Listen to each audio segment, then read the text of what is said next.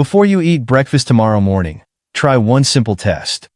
Stand up, lift the front of both feet, and walk on your heels for 30 seconds. It sounds almost too easy to mean anything. But here's the question most people never think to ask. What if struggling with this simple movement isn't really about your feet at all? Long before people notice pain, numbness, or difficulty walking, the body often begins making tiny adjustments to hide developing weakness. It quietly shifts your weight, changes how your muscles work together, and finds new ways to keep you moving. Most of these changes happen so gradually that they're almost impossible to notice during everyday life. That's exactly why simple movement tests are widely used during physical and neurological examinations. They aren't designed to diagnose a disease on their own, but they can uncover subtle changes that deserve a closer look. And heel walking is one of those tests. Surprisingly, this challenge has very little to do with how strong your heels are. Instead, it depends on a group of muscles and nerves that control how your foot lifts with every single step you take. When that system begins to lose efficiency, your body often compensates so well that you may not realize anything has changed. By the time obvious symptoms appear, those quiet adaptations may have been happening for months or even years. So, before you dismiss this as another internet challenge, let's uncover what this 30-second test is actually measuring, why medical professionals use it, and what it may quietly reveal about the health of your body. Here's what makes this test so fascinating. Every time you take a step, the front of your foot has to lift just enough to clear the ground before your heel lands again. That movement happens automatically. Most people never notice it because, when everything is working properly, it feels effortless. The muscle responsible for that action is called the tibialis anterior, working together with several nerves and supporting muscles. It helps control your foot as it swings forward. Without it, something as ordinary as walking across your living room becomes surprisingly difficult. When this system becomes weaker, the body rarely gives an obvious warning at first. Instead, it quietly adapts. You may begin lifting your knees slightly higher without realizing it. Your stride may become a little shorter.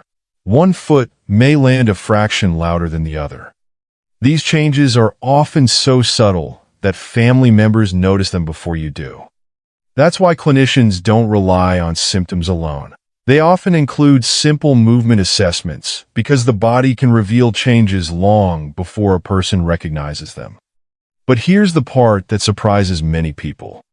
A failed heel walk doesn't automatically mean something is seriously wrong. Fatigue, previous injuries, joint stiffness, or even poor ankle mobility can all influence the result. That's why this test is best viewed as an early clue, not a diagnosis. So, what exactly is this movement testing inside your body? And why can it reveal problems that ordinary walking often hides? That's where the science becomes even more interesting. So, what is this simple test actually measuring? The answer begins with a muscle that most people have never heard of, yet they rely on it thousands of times every single day. The tibialis anterior runs along the front of your lower leg. Every time you take a step, it lifts your foot upward just enough to keep your toes from dragging across the ground. It's a movement so automatic that your brain rarely notices it until something starts to change. But the muscle doesn't work alone. It depends on healthy communication between your brain, spinal cord, peripheral nerves, and surrounding muscles. Think of it as a team rather than a single body part. If one link in that chain becomes less efficient, the quality of your movement can begin to change, even if you still feel perfectly fine. This is why heel walking can provide valuable information. To stay balanced on your heels, your body must repeatedly activate that entire movement system while maintaining coordination and stability. It's a much greater neurological challenge than ordinary walking. Research has shown that subtle changes in walking mechanics can appear before people notice significant weakness or discomfort. That's one reason healthcare professionals often include simple functional movement tests alongside strength and neurological examinations. These tests don't replace medical imaging or clinical evaluation, but they can reveal early changes that deserve further attention. The important thing to remember is this: your body often whispers before it shouts. And understanding those quiet signals may help you recognize small changes long before they begin affecting your everyday life. But there's something even more important than the test itself. It's understanding what the result actually means. If you can heel walk comfortably for 30 seconds, that's certainly encouraging. It suggests that the muscles responsible for lifting your foot are functioning well during this particular movement. But it doesn't guarantee that every part of your nervous or musculoskeletal system is perfectly healthy. On the other hand, if you struggle with the test, there's no reason to panic. Difficulty can have many explanations. Tight calf muscles, reduced ankle mobility, fatigue after exercise, previous injuries, arthritis, or simply being unfamiliar with the movement can all affect your performance.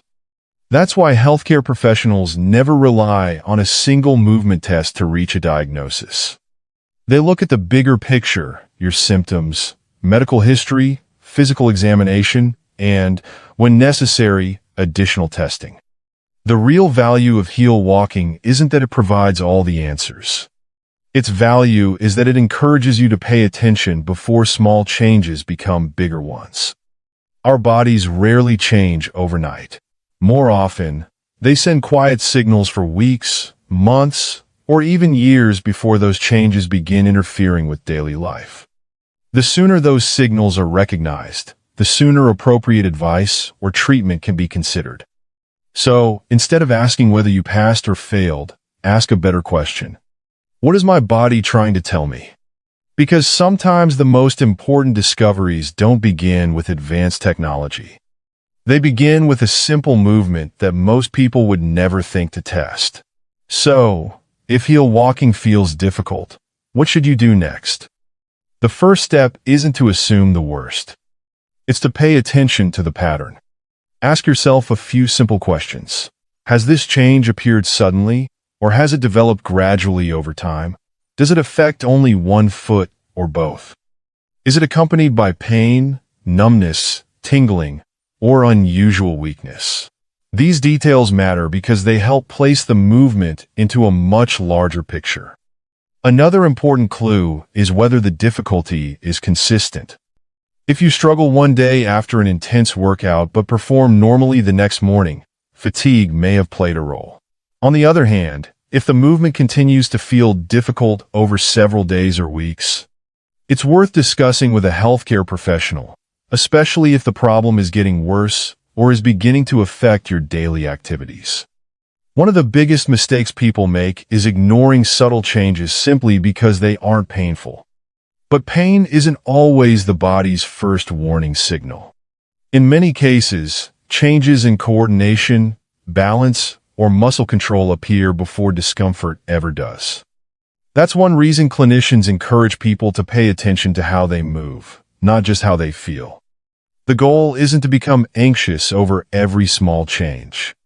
The goal is to notice when your body is consistently telling the same story.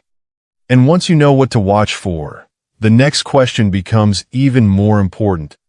Can you actually improve heel walking ability, or is it simply something you're born with? The encouraging news is that, in many cases, movement can improve.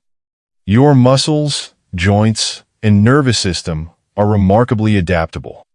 As long as there isn't an underlying medical condition limiting movement, the body can often become stronger and more coordinated through consistent, well-designed exercise. That's why physical therapists rarely focus on a single muscle in isolation. Instead, they work to improve the entire movement pattern. Exercises that strengthen the muscles responsible for lifting the foot, improve ankle mobility, challenge balance, and enhance overall walking mechanics can all contribute to better function over time. Just as importantly, regular physical activity helps maintain the communication between your brain, nerves, and muscles that every step depends on. The key word is consistency. Most meaningful improvements don't happen after one workout or one week. They develop gradually as your body repeatedly practices healthy movement. Small gains, repeated over months, often lead to noticeable improvements in confidence, stability, and everyday mobility. At the same time, it's important to know when self-improvement isn't enough. If heel walking difficulty appears suddenly, continues to worsen, affects only one side, or is accompanied by persistent weakness, numbness, severe pain, or frequent falls, it's important to seek medical evaluation rather than relying on exercises alone. Your body is always communicating with you. The question isn't whether it's sending signals. The question is whether you're recognizing them early enough to respond.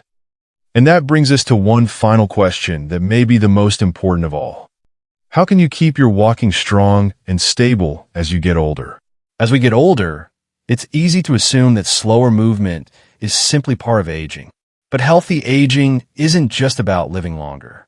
It's about preserving the ability to move with confidence, independence, and control. Walking is one of the most complex movements your body performs.